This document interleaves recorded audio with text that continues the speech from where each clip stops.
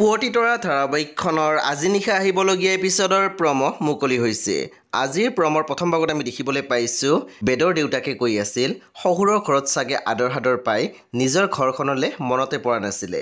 পিছে কোনজনী মাৰৰ আশীৰ্বাদ লওঁতে ইমান দেৰি হ'ল। তেতিয়া বেদই মাত দিছিল, দেউতা অনুভূতিৰ ঘৰত কিবা এটা সমস্যা হোৱাৰ বাবেহে দেৰি হৈছে।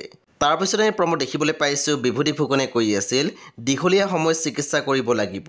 ভাগ্য ভাল থাকিলে তাৰ চকুহাললৈ দৃষ্টিশক্তি ঘূৰি আহিব পাৰে। তাৰপিছত আমি প্ৰমত দেখিবলৈ পাইছোঁ প্ৰজ্ঞাই মনতে কৈ আছিল পমে বাৰু সঁচাকৈ চকুৱে নেদেখা হ'ল নেকি?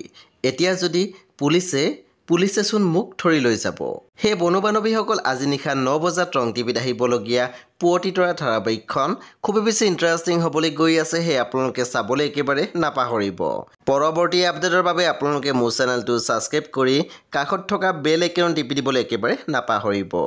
আৰু প্লিজ আপোনালোকে মোৰ ভিডিঅ' এটা লাইক কৰি দিব।